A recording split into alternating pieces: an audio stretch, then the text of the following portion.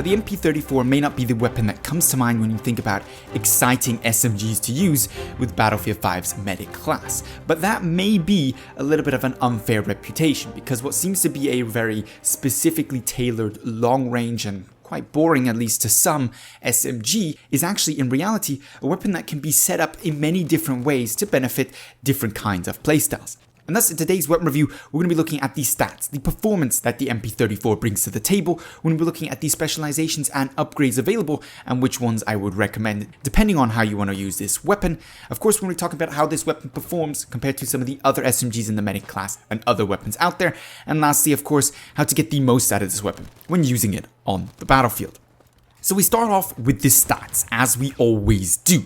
Now the MP34 comes with a maximum damage of 25, as pretty much almost every automatically fired weapon in Battlefield 5, but a minimum damage of 15, which is higher than any other SMG in the game, at least as of now, which means it doesn't slip up to a 8-shot kill at long ranges. In fact, it has of course the usual 0 to 10 meters 4-shot kill, a 5-shot kill between 10 and 30 meters, a 6-shot kill between 30 and 50 meters, a 7-shot kill between 50 and 75 meters, but after that, as mentioned, instead of slipping up to a 8-shot kill at 75 meters, it remains a 7-shot kill with its minimum damage at 15 for all eternity. Essentially, if you can hit a shot at 200 meters, you'll only have to hit 7 of them to actually down your full health target.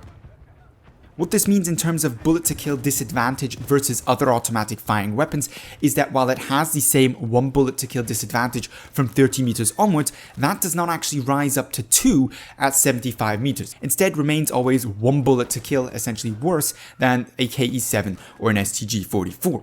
In terms of fire rate then, at 514 rounds per minute, things are definitely on the slower firing side, but of course, as we will mention later, specializations can help in that department specifically. In terms of magazine size, you start off also with a relatively small magazine, which can be quite a hindrance to this weapon at 20 rounds, but a decent, although not exactly quick reload at 2.4 seconds for the short reload, and if you have no more bullets left in your mag or chamber, you're going to be looking at a rather lengthy 3.35 second reload, at least in context of SMGs that would be.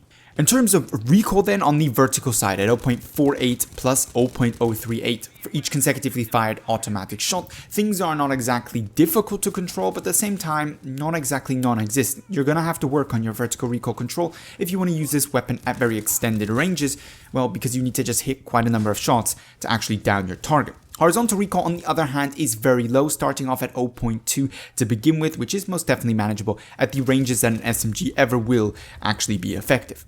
Spread is exactly what you would expect at 0.15, base ADS while standing, aiming down sight and not moving, 0.3 for doing the same but while moving simultaneously, and the usual excellent hipfire accuracy to be found on pretty much every SMG in Battlefield 5 at 1.2. Moving on to the specializations, and here your choices are as follows. Your first choice is between either quick aim or the high velocity bullets, which gives you an increase to the muzzle velocity of your weapon, which can be useful for hitting those longer range targets, but isn't exactly that impactful usually on SMGs, given the engagement distances, generally even for the slower fire rate ones, are limited to more medium range scenarios. Then if you go down the left hand side, you'll be going for recoil buffer, which gives you that vertical recoil decrease, paired with a light bolt, giving you an increase to the weapon's fire rate from the previously mentioned 514 rounds per minute up to 599 rounds per minute. If you go for the right hand side, you're going to be looking at ported barrel, which gives you a decrease to the horizontal recoil of this weapon, making it even more stable for more long range situations, and an extended magazine upgrade, raising of course the number of bullets in each mag from 20 to 32. Your last choice then is between a bayonet if you want to go for some Battlefield 1 meme kills but in Battlefield 5, or between barrel bedding, which gives you better ADS accuracy while standing still, again useful for those more longer range targets. Now in terms of my recommendation, this is where things become a little bit more interesting, because as is relatively obvious from the specializations available, you can go two very separate ways with this weapon. The one is the to be expected way, specializing this weapon at the more medium long range situation and combat that it is basically meant for, going for first quick aim or high velocity bullets depending on what you personally prefer, but then definitely a right hand side tree, ported barrel, extended mag, and that barrel bedding at the end for that little bit better accuracy. This gives you probably the most competent non-bipodded long range SMG available to the medic as of now, beat only out by the ZK383 if you actually bipod that thing up. So get the weapon set up on a ledge, in a window, or for example, lie down on the ground prone. In all other scenarios, the MP34 is probably the better choice, not only because of its bullet to kill advantage over the ZK3A3, but also because of the recoil that it actually has in terms of horizontal recoil being extremely low once upgraded. If you want a little bit more of a flexible, and I would argue extraordinarily unique weapon for the SMG category, you go with a more left side focus. Again, it doesn't really matter if you go for quick aim or high velocity bullets, but after that you most definitely go for the recoil buffer and the all important light bolt, giving you that fire rate upgrade to 599 rounds per minute. Again, the last choice is really up to you. I'm not a big fan of the bayonets, so I still go for the barrel bedding, but if you're in the mood to go and stab somebody, maybe go for the bayonet kill upgrade there.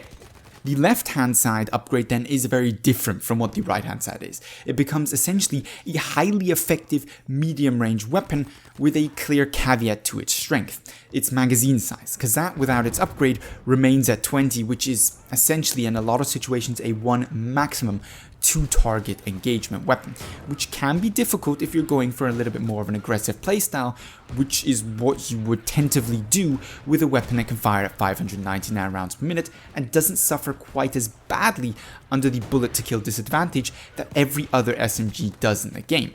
And with that, it suddenly becomes a competitor, at least in close medium ranges, for weapons such as the STG-44 or even the KE-7. Essentially has better hipfire at the expense of a worse magazine and worse performance after 30 meters to balance it out. Now, which of those two different weapons you personally prefer is of course entirely up to you.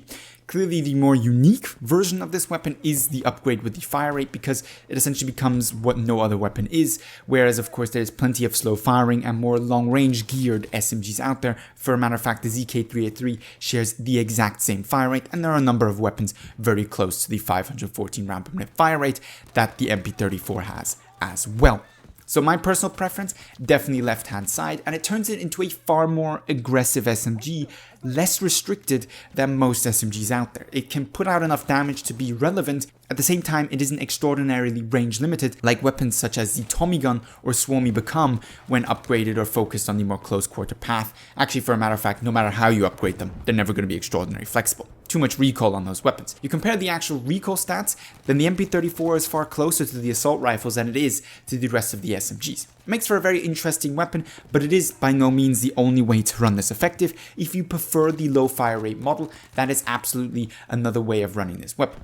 I find that this generally really does depend on the individual player, his personal playstyle, the kind of game modes and maps that he plays, because different versions of this weapon will very much excel at different situations on different game modes. Domination isn't comparable to Conquest. Conquest, on the other hand, not comparable to Frontlines or Breakthrough. These are all kind of different scenarios where different weapons tend to excel, where mag size or fire rate become more or less important, or accuracy and the time to aim are slightly more influential factors. It also depends on what kind of players you play with and what kind of system you're playing on, the platform. PC versus console, combat can look very different between those two systems. That being said though, that gives you pretty much the overview of the MP34. Let me know down below in the comments what your thoughts are on this weapon, and if you enjoy playing it as much as I do, and which version of it, which specialization tree, is your personal favorite. Leave that, as well as of course your usual feedback and suggestions, down below in the comments, or hit me up with them on Twitter. If you enjoyed this video, found it helpful or interesting, don't forget to give it a thumbs up. But with all that being said, I'd like to thank you very much for watching, and hope to see you on the next Battlefield 5 video.